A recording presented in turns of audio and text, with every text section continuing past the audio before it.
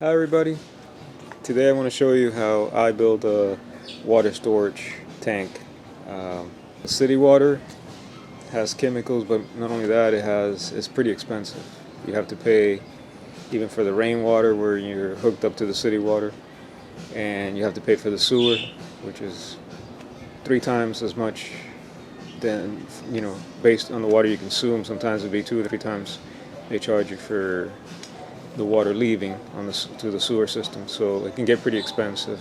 And for your vegetables and trees, you can store water, which I like to do with rainwater, or you can just run your pump, which is coming from the aquifer, and you can fill it up with your water from your pump and a hose. These I get pretty cheap. I get them usually for anywhere from $10 to $30 from thrift stores and so forth, or somebody that has a few that they sell. These, if you see here, they were used for glycol, which is a food additive. So these are pretty safe. And I still go. I'm gonna go ahead and I'm gonna cut the top. I'm gonna clean it out really well before I use it. And then I'm gonna put a little faucet on it, and I'll show you how that comes out. But you could also, if you buy one that's new, that's safe, that you can use for water storage, and it'll have these plugs. If you see, there's threads right here, so you could actually put in a PVC piping. You could even lay it on its side if you want, and you could put some PVC piping in the middle and hook it up to a shutter, and you can get rainwater coming in.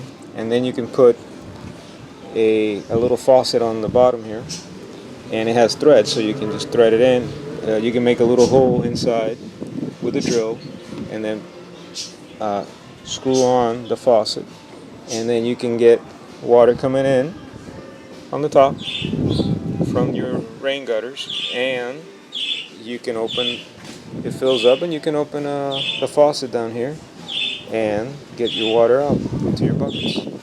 So that's an easy way that you can do it without even breaking it, if the tank is safe and you buy it new. In my case, since even though it's a food additive, I still want to make sure I clean it, and the way I'm going to use it, I'm just going to cut the top and clean it out really well, and then put a faucet on the bottom that I'm going to show you how. Okay, here it is. I cut the top so I can clean it. If you can tell inside, it's got a little bit left of that glycol food additive. Even though it's a food safe product, I still want to clean it thoroughly, since when we put in water in there. And remember, this is a used one that I can get a lot less expensive, but I like cleaning it like this, so that's why I do it like this. And if you get a new one, then won't have that issue.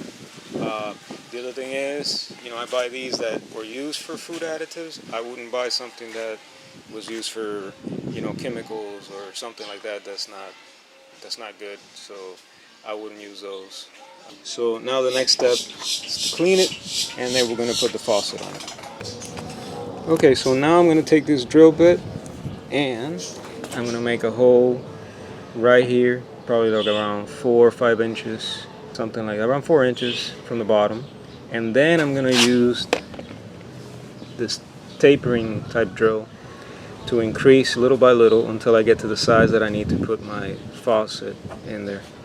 Okay, so I made the hole, and then I put the faucet rod inside, and then it screws inside with the other piece, and you're good to go. Now you just have to there's a rubber gasket here for a good seal, and then now it's just putting it. You can put it on top of a couple of blocks, and you're ready to easy function here. Opens and closes, and you can put your bucket of water underneath, or whatever you're going to use. You can even put a hose on it and open it up and let it water the plants or whatever you want.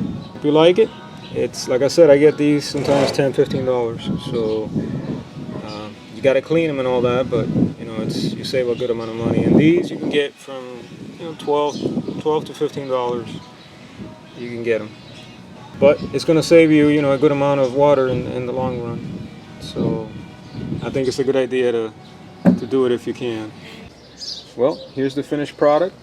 Here's right here you have the faucet installed on the 55-gallon tank, and now we just fill it up with water and we're ready to go. So, and I have another one right here that I had done previously. So now here I have 110 gallons between these two right here that I use to water all the vegetables. So, all right, thanks for watching.